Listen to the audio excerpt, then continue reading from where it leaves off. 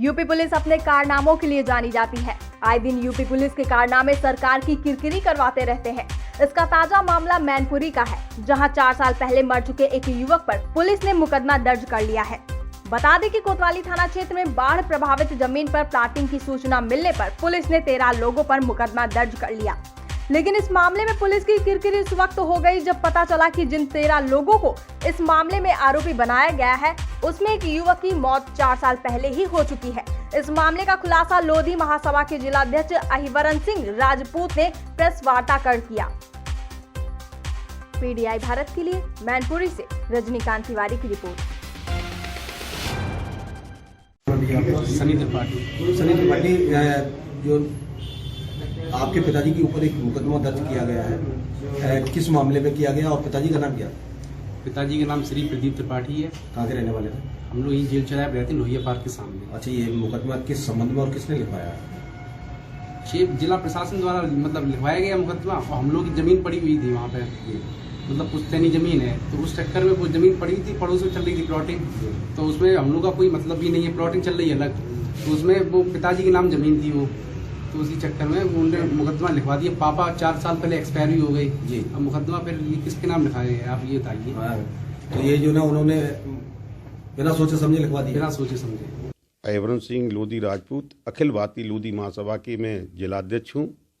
एक जमीन का हमने एग्रीमेंट कराया है, जिससे हम आगे समय में उसका मतलब पैसा के अभाव में मैंने एग्रीमेंट कराया है, और बैनामा इसका अभी मैंने नहीं कराया है, और बैनामा जब पैसा की व्यवस्था हो जाती उसके बाद बैनामा हम कराते। और इसी संदर्भ में हमारे प्रशासन के अधिकारी उस ज़मीन पर पहुंच जाते हैं, और हमारे वहाँ कुछ किसान भाई वहाँ बैठे थे, अपनी खेती की रखवाली कर रहे थे।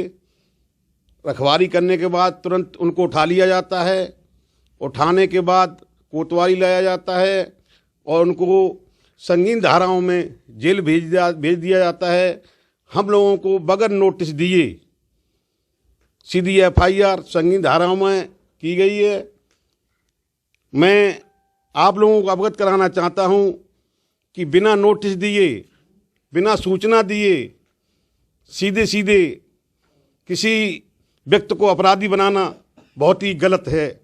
मैं क्या कहूँ आपसे, और जब मैंने बात की लोगों से तो प्रशासन का कहने का मतलब ये है कि ये बूढ़ा क्षेत्र है, आप यहाँ पर प्लाटिंग कर रहे हैं। मैंने कोई प्लाटिंग नहीं की अपने हाथों से, ना मैंने कोई बैनामा किया मेरे हाथों से। मेरे नाम जब ज़मीन ही नहीं है तो मैं बैनामा क्या करूँगा? अभी तो मैंने एग्रीमेंट कराया था, एग्रीमेंट कराने के बाद ज़मीन बिकती है। मैंने कोई ऐसी ज़मीन बेचा खूची नहीं की है।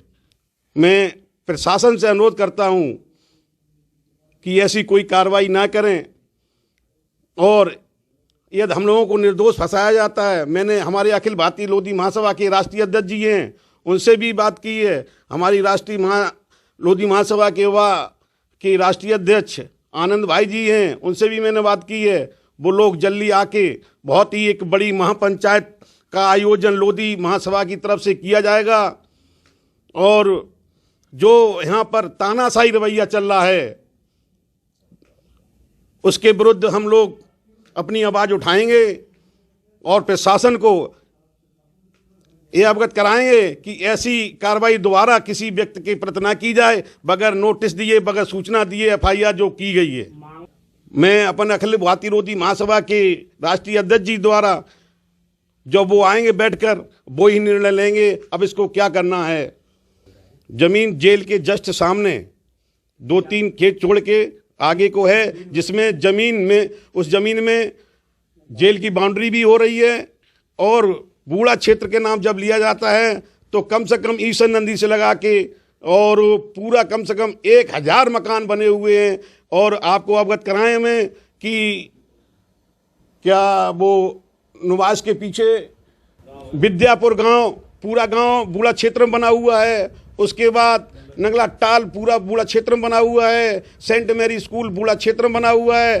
चांदेश्वर पूरा बूढ़ा क्षेत्र में बना हुआ है। विकास भवन के सामने पूरा बूढ़ा क्षेत्र में बना हुआ है। और जो दीवानी रोड पर चौराहे से पुल से पूरा बूढ़ा क्षेत्र बना हुआ है, वृद्धा आश्रम बूढ़ा क्षेत्र बना हुआ है, पुसैना पूरा गांव बूढ़ा क्षेत्र बना हुआ है, और मॉल जो बने हैं बूढ़ा क्षेत्र बने हैं, और कुछ नक्शे भी पास हुए हैं। बिना नक्शे पास हुए कैसे मकान बन गए? मैं अपने प्रशासन अधिकारियों से अपनी यही बात रखना चाहता हूँ, यदि आप कार्रवाई करते, हमको सूचना देते, यदि आपकी बात ना मानते तो मैं दोषी था। मैंने मेरे बगैर नोटिस दिए हुए मेरे पर कार्रवाई की, मैं इसका घोर विरोध करता हूँ। देश और दुनिया की तमाम ताज़ा तरीन खबरों के लिए हमारे वीडियो को लाइक करें, चैनल को सब्सक्राइब करें और बेल आइकन को जरूर दबाएं।